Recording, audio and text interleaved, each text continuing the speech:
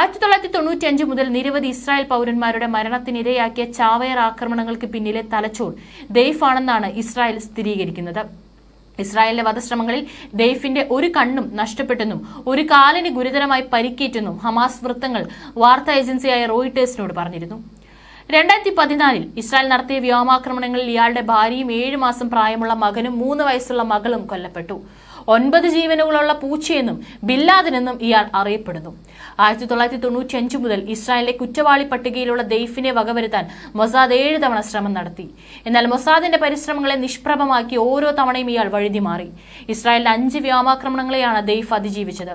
2002 September 27 നടന്ന ആക്രമണത്തിൽ Deif കൊല്ലപ്പെട്ടെന്ന റിപ്പോർട്ടുകൾ വന്നെങ്കിലും പിന്നാലെ ജീവനോടെയുണ്ടെന്ന് ഇസ്രായേൽ സൈന്യം സ്ഥിരീകരിച്ചു. അന്നത്തെ ആക്രമണത്തിൽ ദെയ്ഫിന് ഒരു കണ്ണ് നഷ്ടമായി. പിന്നീട് 2004 ഒക്ടോബർ 21 രണ്ടാം വധശ്രമം കൈപ്പത്തിയറ്റെങ്കിലും അതും അതിജീവിച്ചു.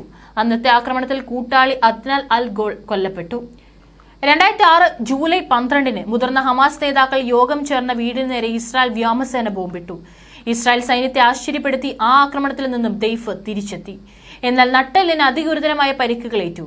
ഇതോടെ ശരീരം തളർന്ന ഇയാൾ ചക്രക്കസേരയിലായെന്നാണ് റിപ്പോർട്ടുകൾ.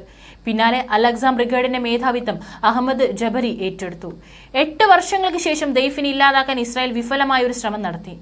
ഗാസയിലെ ഷെയ്ഖ് റദ്വാന് സമീപമുള്ള ഒരു വീട് ഇസ്രായേൽ വ്യോമസേന ആക്രമിച്ചു. 2014 ഓഗസ്റ്റ് 19 നടന്ന ആക്രമണത്തിൽ ദെയ്ഫിന്റെ ഭാര്യ വിദാദ് അസ്രോഹയും 3 വയസ്സുള്ള മകൾ സേറയും 7 മാസം പ്രായമുള്ള മകൻ അലിയും കൊല്ലപ്പെട്ടു. പിന്നാലെ 2015 ഏപ്രിലിൽ നടന്ന വധശ്രമത്തിൽ നിന്ന് ദെയ്ഫ് രക്ഷപ്പെട്ടു. 2021 ഏറ്റവും ഒടുവിലത്തെ വധശ്രമം. ഓപ്പറേഷൻ ഗാർഡിയൻ ഓഫ് വോൾസ് എന്നാണ് ദൌത്യത്തിനിടെ മെയ് മാസത്തിൽ 11 ദിവസത്തിനിടെ 2 തവണ ദെയ്ഫിനെ കൊല്ലാൻ ഇസ്രായേൽ ശ്രമിച്ചത്. അതും പരാജയപ്പെട്ടു. തുടരെ 7 വധശ്രമങ്ങളിൽ നിന്ന് രക്ഷപ്പെട്ടതോടെ ദെയ്ഫിന് ഒരു ഓമനപ്പേര് വീണു: 9 ജീവനുള്ള പൂച്ച. ദെയ്ഫ് എവിടെയാണെന്നത് പലസ്തീനുകൾക്ക് പോലും അജ്ഞാതമായിരുന്നു. ഗാസയിലെ തുരങ്കങ്ങളിൽ ഒളിച്ചു കഴിയുകയാകാമെന്നാണ് കരുതപ്പെടുന്നത്. പലസ്തീനിലെ സാധാരണ ജനങ്ങൾക്ക് ദെയ്ഫിനെ കുറിച്ച് പരിമിതമായ അറിവേയുള്ളൂ. ബഹുഭൂരിപക്ഷം പലസ്തീനികൾക്കും ദെയ്ഫ് ഒരു പ്രേതത്തെ പോലെയാണെന്ന് ഗാസയിലെ അൽ അസ്ര സർവകലാശാലയിലെ അധ്യാപകൻ അബു സാദ പറഞ്ഞതായി CNN റിപ്പോർട്ട് ചെയ്തിട്ടുണ്ട്.